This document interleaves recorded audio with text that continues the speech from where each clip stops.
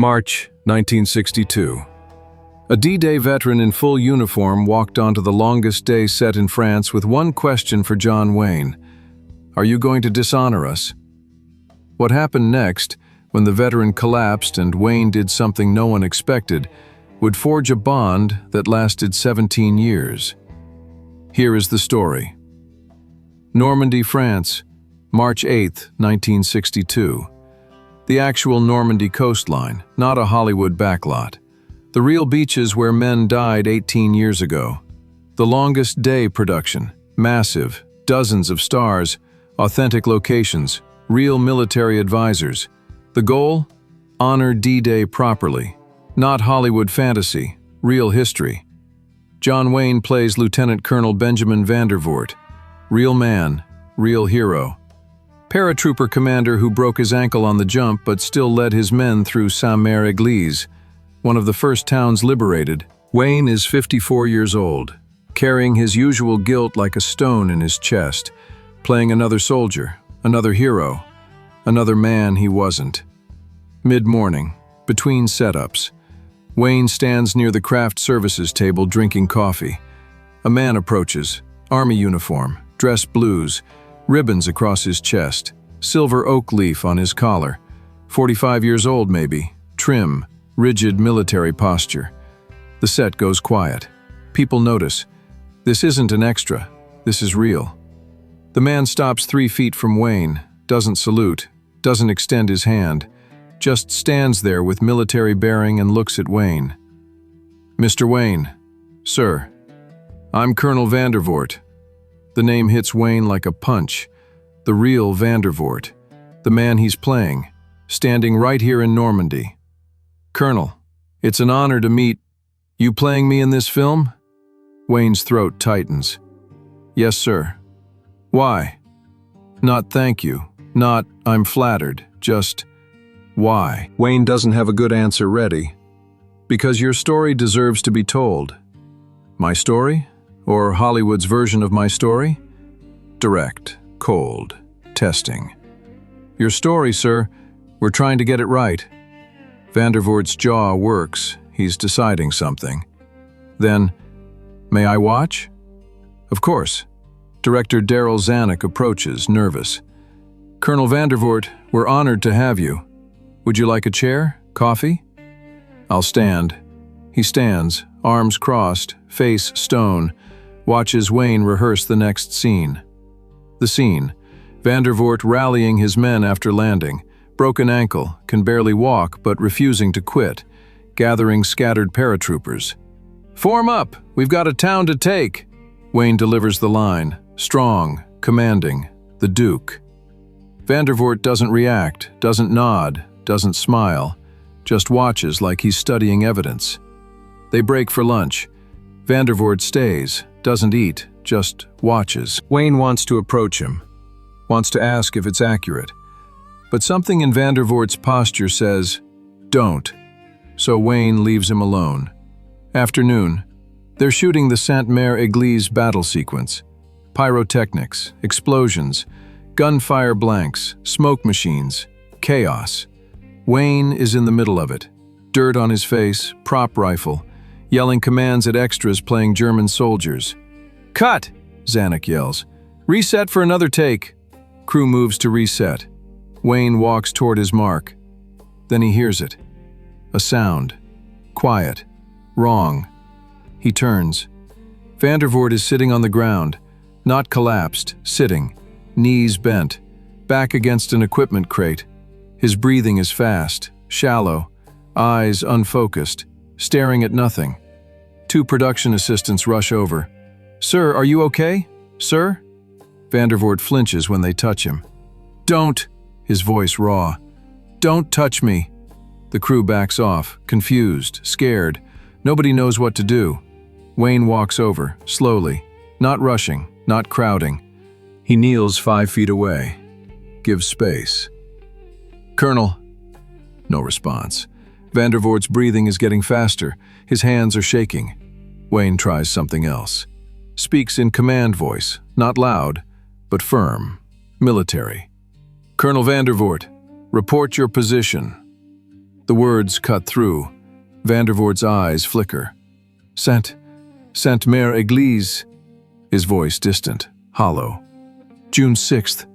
Oh God. No, sir. France. 1962. A film set.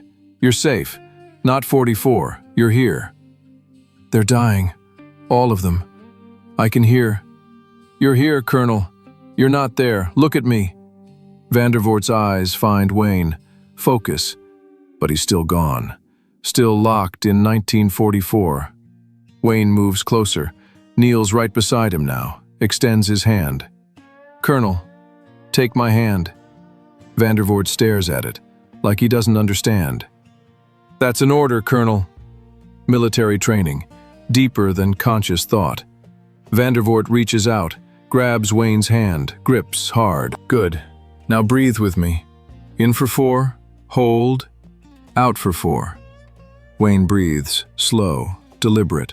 Vandervoort tries to follow, can't at first. Too fast, too shallow. Again, in for 4. They breathe together. Wayne doesn't let go, doesn't rush, just breathes and holds this man's hand while the film crew stands back in respectful silence. 3 minutes, 5 minutes, 7. Slowly, Vandervoort comes back. His breathing steadies. His grip loosens slightly but doesn't let go. Where? His voice cracks. Where am I? France, Normandy, 1962. A film set. You're safe. Vandervoort looks around, sees the cameras, the crew, the fake battlefield. Reality settles back in. I'm sorry. His face flushes. Shame. That hasn't happened in years. Don't apologize. Wayne's voice is quiet, firm. You have nothing to apologize for. Vandervoort finally releases Wayne's hand, tries to stand. Wayne helps him up, gets him to a chair away from the set, away from the crew, brings him water. They sit, under a tree, 20 yards from everyone else. Private. Long silence. Vandervoort drinks, won't look at Wayne. Finally, you must think I'm pathetic. No, I think you're carrying something I never had to carry. You're John Wayne. You don't... I'm an actor. Wayne cuts him off. You're the real thing. That's the problem I live with, not you. Vandervoort looks up, sees something in Wayne's face. Pain. Real pain. Wayne stares at his hands. I should have been there. June 6th, with you, with all of them. But I was in Hollywood, playing dress-up while you were jumping into hell. You had deferments, family, age, excuses, good excuses, but still excuses that taste like ash every single morning I wake up. The honesty stops Vandervoort cold. He studies Wayne, reevaluating. You think guilt makes you less of a man? Makes me a fraud. No. Vandervoort's voice is softer now. Makes you human. Silence. Birds in the tree above them, the distant sound of crew moving equipment. Then Vandervoort speaks. Quiet, slow, like pulling out glass. We watched your films, in field hospitals, between battles. Wayne looks at him. Stagecoach, Red River, sands of Iwo Jima. Someone would get a projector. We'd crowd around, 50 men, 100, watching you be the hero we needed to believe in. His voice steady now, but his eyes are wet. Those films reminded us what we were fighting for. Home, America, the idea that decent men still existed, that we weren't just killing and dying for politicians. We were protecting something real. Wayne can't speak. You gave us hope. Maybe that's not the same as carrying a rifle, but it mattered. It still matters. When someone shares their deepest pain with you, the only response is silence and witness. That's the gift John Wayne gave this veteran, and what the veteran gave back. Wayne's voice comes out rough. Tell me about Sainte Mère Église. Why? Because I'm playing you, and I need to know, not the facts, the truth. Vandervoort stares at the ground, deciding. Then, I broke my ankle on the jump. Bad break, should have been evacuated. But we had a mission, take the town, hold it until relief arrived. He pauses, breathes. My sergeant was Tom Malone, 28 years old, Pittsburgh, 3 kids, best NCO I ever had. He's the one who should have survived that day. Wayne stays quiet, lets him talk. Tom and I rallied the men, most scattered in the drop. We found 17 paratroopers, that's all. 17 to take a town held by 200 Germans. Another pause, longer. Tom led the assault. I coordinated from behind because I couldn't run. Watched him go building to building, clearing rooms. Then a machine gun nest opened up. Tom took 3 rounds, chest, stomach, leg. Vandervoort's hands grip his knees, knuckles white. I crawled to him. Couldn't walk, just crawled through the street while bullets hit the stones around me. Got to him. Held him. His voice breaks. First time. He looked at me and said, "Take care of my boys, Colonel." Then he died. Right there in my arms while the battle raged around us. Wayne's throat is tight. He doesn't interrupt. We lost 29 more men taking that town. 30 total. I remember every face, every name. Tom Malone, Robert Chen, Eddie Sullivan, Frank Martinez. He lists them, all 30, names carved in his memory like tombstones. I'll carry them until I die, and even then I'm not sure they'll let me go. They sit in silence for a long time. Wayne doesn't offer platitudes, doesn't say, "I'm sorry," or "They're heroes." Just sits, bears witness. That's all Vandervoort needs. Finally, Wayne speaks. "Tomorrow we film the scene where you rally the men. After Sergeant Malone dies. Would you show me? How you did it? How Tom would want it done?" Vandervoort looks at him, surprised. "You want me to teach you?" "I want to get it right. For Tom. For your men." Something shifts in Vandervoort's face. The coldness melts. What's left is grief and gratitude. "Yeah, I'll show you." Next morning, March 9th, Vandervoort returns to set. Different energy now. He's not watching skeptically. He's helping. Wayne approaches during rehearsal. "Colonel, the way I'm holding the rifle, is that right?" Vandervoort studies it. "No, we held them tighter, like this." He demonstrates. "You're holding it like a prop. We held it like our life depended on it, because it did." Wayne adjusts. "Better?" "Better." They run through the scene, Wayne playing Vandervoort, Vandervoort coaching from the side. "You're moving too fast. I couldn't run. Broken ankle. I limped. Every step hurt. Show that." Wayne limps, grimaces, makes it real. "When you give orders, you're too confident." I wasn't confident. I was terrified. But I couldn't show it. So I spoke loud to hide the fear. "Do it again." Wayne does it again, loud, hiding fear behind volume. Vandervoort nods. "That's it. That's how it was." Director Zanuck watches, doesn't interfere, understands something important is happening. They film the scene. Wayne delivers it. The limp. The loud, fear-hiding commands. The weight of 30 dead men in his eyes. "Cut!" Zanuck yells. "Perfect! That was perfect, Duke." Wayne looks at Vandervoort. The colonel nods once. Approval. That afternoon, between setups, they sit again, under the same tree. "You're doing Tom justice," Vandervoort says. "He'd be proud." "I hope so." Silence. Then Vandervoort reaches inside his uniform jacket, pulls out something small, metal, worn, dog tags, 2 of them on a chain. He holds them in his palm, stares at them. "These were Tom's. I took them off his body after he died. I've carried them every day for 18 years, every single day." Wayne sees the weight of that. 18 years of carrying a dead man's identity.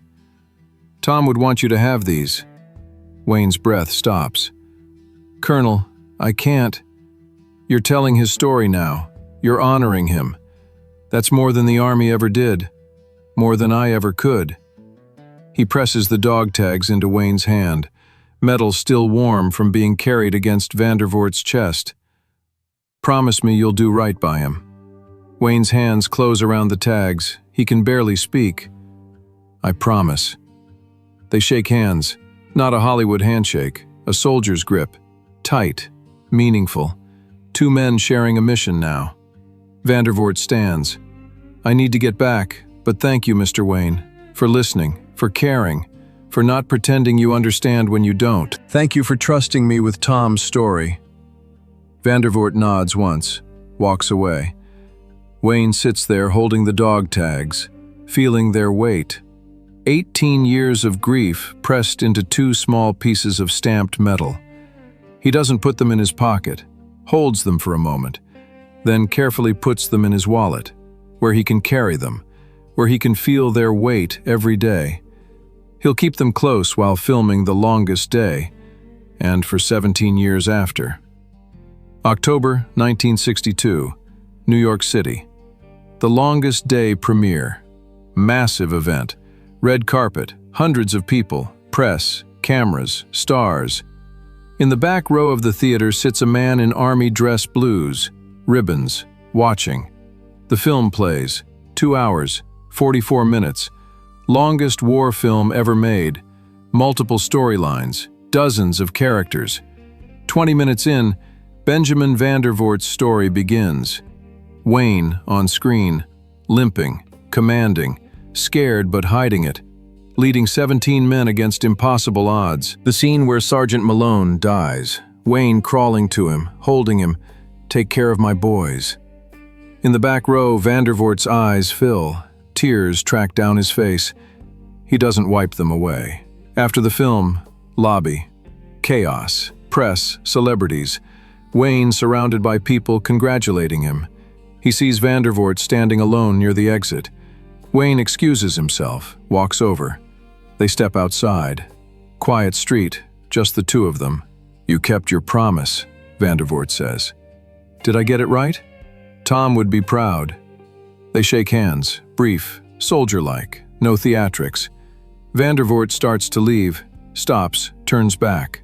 "I wore those dog tags every day for 18 years. Now you carry them. That means Tom's story doesn't die, it goes forward. That's all I ever wanted. I'll carry them as long as I can."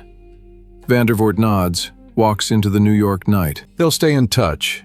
Christmas cards, occasional phone calls, brief visits when Wayne films near wherever Vandervoort is stationed. Not close friends, but brothers in a way, connected by Tom Malone, by 30 dead men, by guilt transformed into honor. 1979, June. John Wayne dies. Vandervoort reads about it in the newspaper. He's 62 now, retired, living in Virginia. He writes a letter, sends it to the Wayne family.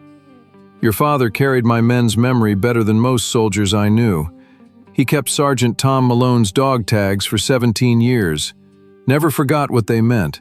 Never dishonored the sacrifice. Tom would be proud. So am I." The Wayne family finds the dog tags in their father's belongings, in his wallet, where he'd kept them for 17 years, worn smooth from decades of handling. Patrick Wayne donates them to the National World War II Museum in 2003 with Vandervoort's letter and the full story. The exhibit reads, "These dog tags belong to Sergeant Thomas Malone, killed at Sainte-Mère-Église, June 6, 1944. Colonel Benjamin Vandervoort carried them for 18 years. He gave them to John Wayne in 1962, asking Wayne to honor his sergeant's memory. Wayne kept them until his death in 1979. 3 men, 35 years, one unbroken promise." Today, veterans visit that exhibit, stand in front of those dog tags, read the names stamped in the metal, touch the glass. Some cry, some salute. Some just stand there, understanding what words can't express, that carrying the dead is the burden of the living, that honor is a choice made daily, that sometimes the men who didn't fight carry the weight as faithfully as those who did. John Wayne never stopped carrying Tom Malone. And in that carrying, he became something he'd spent his whole life doubting. Not a soldier, but a brother to soldiers, a keeper of their stories, a man who understood that the only way to honor the dead is to remember them, every single day. Who are you carrying? What promise are you keeping? Sometimes the weight we carry becomes the meaning we make. And, unfortunately, they don't make men like John Wayne anymore.